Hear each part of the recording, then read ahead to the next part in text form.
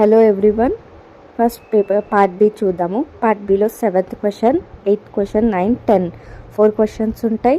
8th క్వశ్చన్లో any one essay నేర్చుకొని రాయాలి. 9th క్వశ్చన్ వచ్చేసి సంబంధ రూపాన్ని ఉంటుంది, అంటే ఆబ్జెక్టివ్, అది రాయాలి. నెక్స్ట్ 10th క్వశ్చన్లో ఏంటంటే 10th 6th సేమ్ ఉంటుంది. 10th క్వశ్చన్ వచ్చేసి యాడింగ్ చేసి సందులు రాయాలి. 6th క్వశ్చన్లో స్ప్లిట్ చేసి సంధి నేమ్ రాయాలి. ఓకేనా? 10th question 6th question same ఉంటుంది. సో ఇక్కడ మనం 4 క్వశ్చన్స్ అనేది అటెంప్ట్ చేయాలి పార్ట్ బిలో.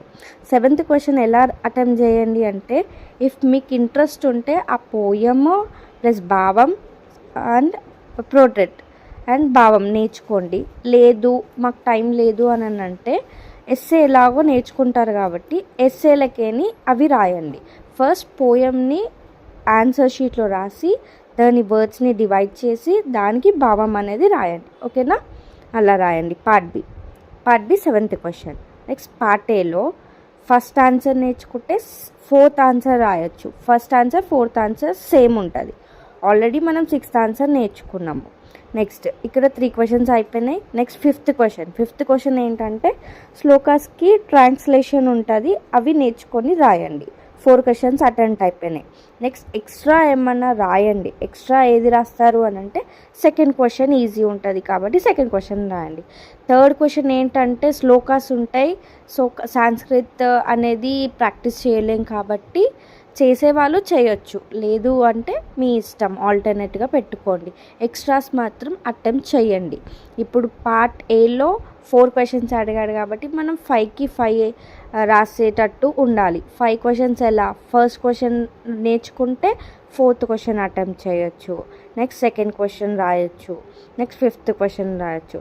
ఎలాగో 10th క్వశ్చన్ నేర్చుకుంటాం కాబట్టి 6th క్వశ్చన్ కూడా రాయొచ్చు. అలా పార్ట్ ఏలో 5 క్వశ్చన్స్ రాయొచ్చు. పార్ట్ బి వచ్చేసేసి 8th ఆన్సర్ పర్ఫెక్ట్గా రాస్తాము. So next 9th and 10th objective ఉంటుంది. ఆ 2 ఆబ్జెక్టివ్స్ ఈజీగానే ఉంటుంది, సందులే కాబట్టి ఈజీగా ఉంటుంది. సో నేర్చేసుకోండి ఆ 2 ఆన్సర్స్. ఇక్కడ 7th క్వశ్చన్ ఏంటంటే, మీకు ఇఫ్ ఇంట్రెస్ట్ ఉంది, టైం ఉంది అంటేనేమో డీప్గా నేర్చుకోండి, లేదు అంటేనేమో మీరు ఏదైతే ఎస్సే నేర్చుకుంటారో ఆ ఎస్సేలో మిడిల్లో పారాగ్రాఫ్స్ ఉంటాయి కదా, ఆ సెంటెన్స్ 2 to 3 లైన్స్ తీసుకొని అవి అక్కడ మెయింటైన్ చేయండి. ఓకేనా? ఇది పేపర్ ప్యాటర్న్ అండ్ ప్రజెంటేషన్ ఎలా ఈజీగా చేయాలి అని అంటే, ఫస్ట్ మీకు 8th ఆన్సర్ పర్ఫెక్ట్గా వస్తుంది కాబట్టి ఆ 8th ఆన్సర్ నేర్చుకొని రాసేసాయి. తర్వాత 9th 10th రాయండి. ఆ తర్వాత 7th క్వశ్చన్లో 4 పోయమ్స్ ఇస్తారు. ఆ 4కి 4 అటెంప్ట్ చేయండి. 4 అటెంప్ట్ చేశాక నెక్స్ట్ పార్ట్ ఏకి రండి. పార్ట్ ఏలో 5 క్వశ్చన్స్ ఉంటాయి కాబట్టి 5 క్వశ్చన్స్ ఈజీగా రాయొచ్చు. ఓకేనా? Thank you.